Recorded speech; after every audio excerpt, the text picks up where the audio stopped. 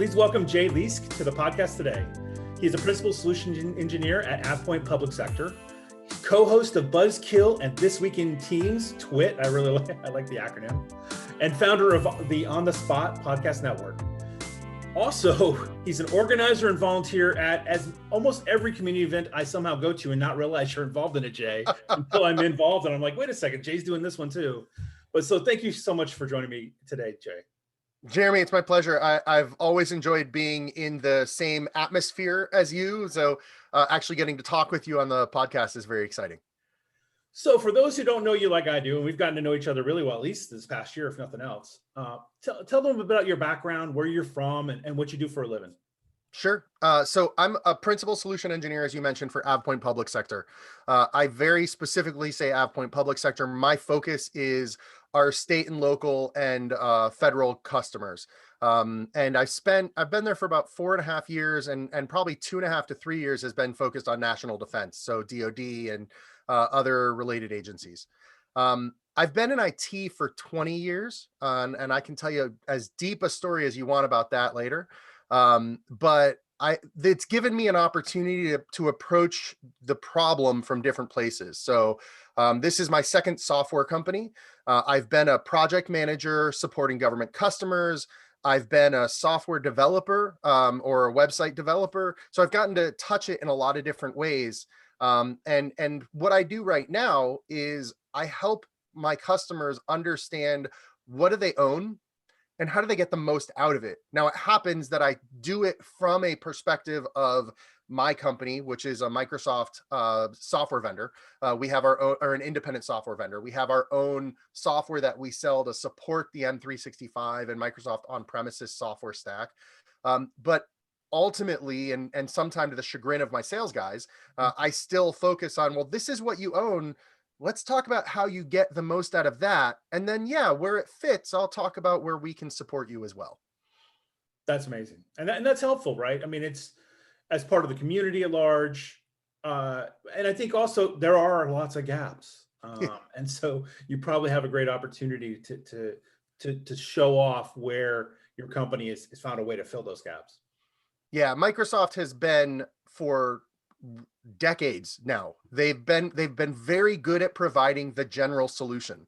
I've always said the 80% solution, honestly, with Microsoft 365, they're much closer to the 90 to 95% solution, depending on where you're coming from.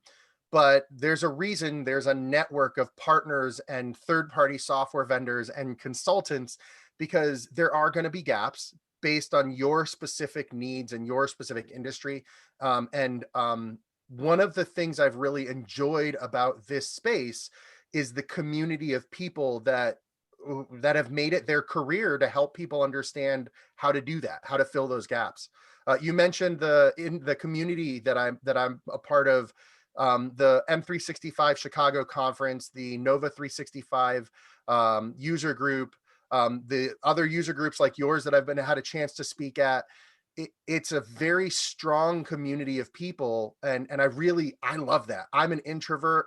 I get my energy from the people around me, and the Microsoft community is one where it's so easy to get that energy if you want to get it. That's awesome. So you've been in IT for 20 years. Why? What made you go into IT? Especially 20 years ago, right? 20 years ago. Yeah. Well, that was right around the .com bust timeframe. So what made you get into IT? Well, one thing you'll learn about me is my personality. I'm way more open than I should be. So what made me get into IT is I got drunk one too many times. Nothing necessarily bad came from it, but I was in the liquor industry. I was managing a fine wine shop in Connecticut, and I was getting by fine, but I had college debt that I was looking at. I was trying to figure out what my next steps were. And I had a buddy in Texas who had been living in a long-term hotel rental. And he said, I got to get an apartment. I need a roommate. Like, I just can't do this anymore. I'm clearly not going anywhere. He was courting his now wife of over a decade. He's like, but I need a roommate. I'm like, well, I need to sober up and I want to pay off my college debt. And I know it's way easier to earn money in IT than it is in the liquor industry. So it pushed me back into IT. I went to college for math and computer science. I spent my entire career, my entire 4 years in college working the help desk or working for a marketing web firm. Like, so it's not that I hadn't been in the industry, but I had left, and I realized that, I have this ability to combine technical with business requirements and really explain it very well. And as much as I was enjoying my time in the liquor industry, I was missing, that I was missing that capability. So yeah, what got me back into IT was I needed to sober up. That's really funny because many people would associate liquor with some of our interesting deployments and how much we need to overcome. I'm not going to say I'm sober still. So what But made yeah, when you went to college though, what made you get a career in, or get a major in computer science and mathematics? Was there something specific you were interested in at the time? yeah. So that's actually a good question too. So I didn't go to college because I wanted to.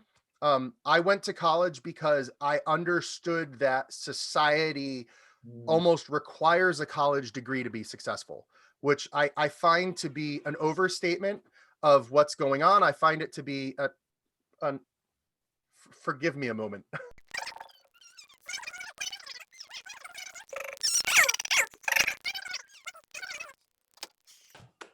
He's learned how to unlock the door. He's out there with a lockpick set. Oh, I'm sorry. Where were we? Oh yeah, I'll ask the question again. Okay. So based on the fact that you went to college, Mhm. you majored in computer science and mathematics. What made you do that major if you Yeah. were just going to turn around and go into the liquor business? Oh, the liquor business was a mistake, right? So the plan was to go into IT. And what happened was I took a gap year after high school, and I promised my mom I would go to college, but I needed time to figure out what I wanted to do. And so I went to college because I understood that society almost requires a college degree to be successful. I didn't go because I wanted to. So when I did finally go to college, I knew technology was something I was good at. I was doing a lot of web design at the time, mostly one off, but I was still doing it. And my best friend, who ended up being my best man, he was at a nearby university, 45 minutes away, close enough I could come home and do my laundry, but far enough away my parents weren't going to surprise me with a visit. And he was in the math computer science program, so I had an understanding of what they did, how they did it, and I also knew that their help desk was student run, so I had a job immediately.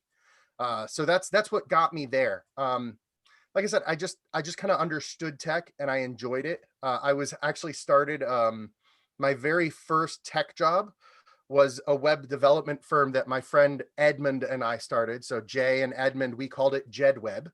Um, and we made like a half dozen very bad websites. Early day websites. They were not Exactly. They're bad to today's standards. Yes. Wow. So yeah, that's what got me into it is I liked tinkering and I liked seeing that immediate result. And with the idea that college gets you in the door, I just thought, hey, IT would be a good direction to go. I just needed to be careful because I'm not actually very technical. Um, I'm I'm not a security geek. I couldn't walk you through PowerShell. Like I can look PowerShell up and understand what I'm looking at and therefore write some scripts. But my brain is more of a what's the problem? How am I trying to solve it? And then, okay, well, Google exists for a reason. That's right. Yeah. So you've been in IT now for 20-ish years. Looking around the landscape, what is something about the way we do IT today that if you Jay were given the power to change, what's the thing you would highlight that we need to take a look at? Ooh, I like the way you phrased that because my original answer and the way you phrased that, I got to think really carefully. So I think what I, I think what we need to change in IT isn't really an IT problem; it's a global problem. And what really enjoyed how Microsoft has approached this over the last year and a half to 2 years, and that's diversity and inclusion. Hmm. Um, to me, there are a lot of very smart people of color and women, and old white guys in this industry, but it seems like we don't always showcase the diversity in our industry, which is ironic with you interviewing me and me talking about it. But so what I think we need to change in society is to understand the value of that diversity and the value of people's opinions based on their life experiences and how they got where they are.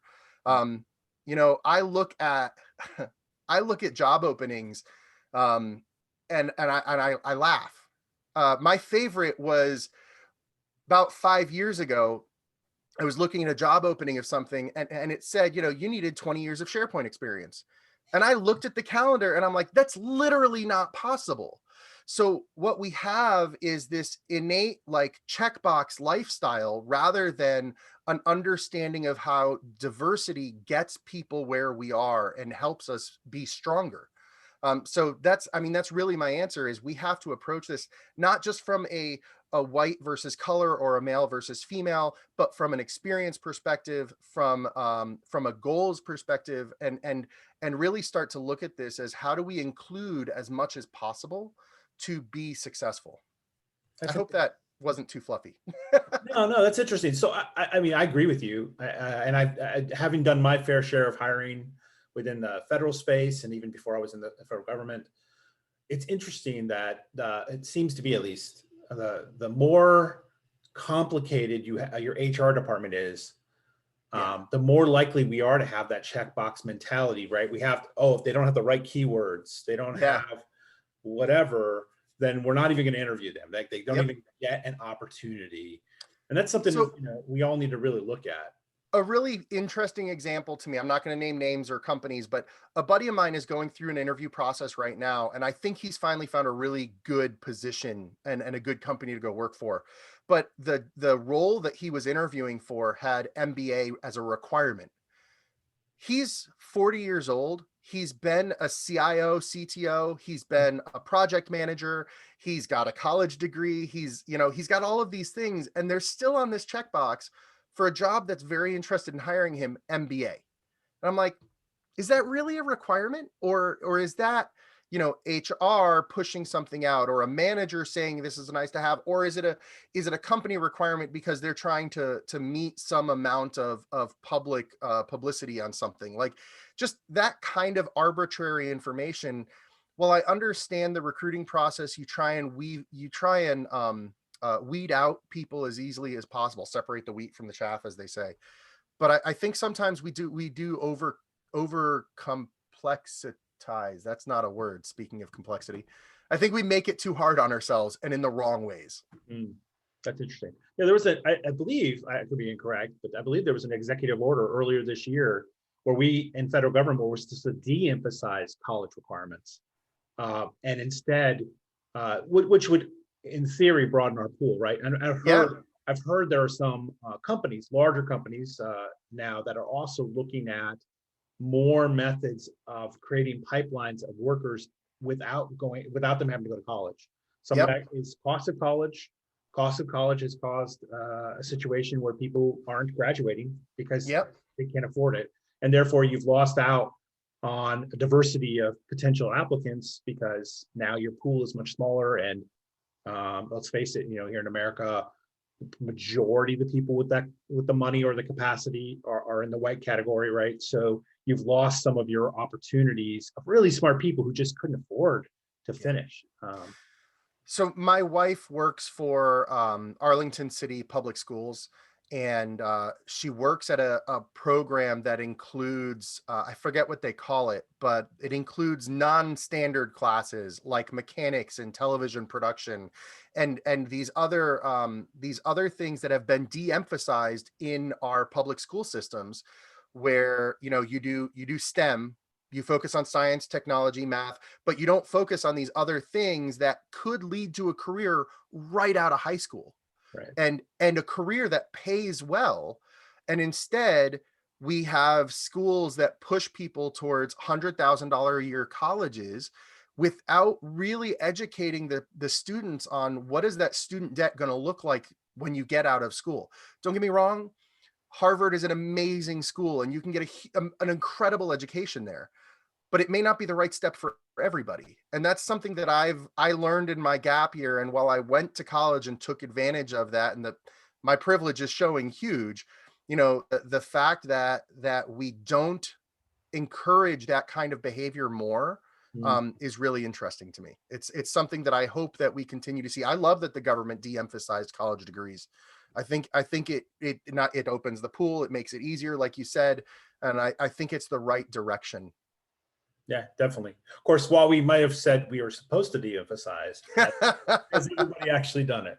And that's the challenge, right? For companies far and wide, you could still have an emphasis that we need to increase our diversity and inclusion. We need to open up more opportunities, but are we actually doing it? Have we changed the hiring processes to mirror with what our words say? It's just an interesting. I could talk about this all day. This is an area I really like to talk about. But clearly we're on the same page there. So let's talk about where you see yourself in the future. Where do you see, things going within your community work, your podcast, and the work you do for AvePoint possibly? Where do you see things going here in the near to far future for you? Well, I'll start with AvePoint. I'm very excited. Over the last month or so, AvePoint announced, I think they call it a reverse merger. We're going public. So there's a lot of immediate growth there. And for anyone hiring, for anyone looking for a job, check out at the AvePoint careers site.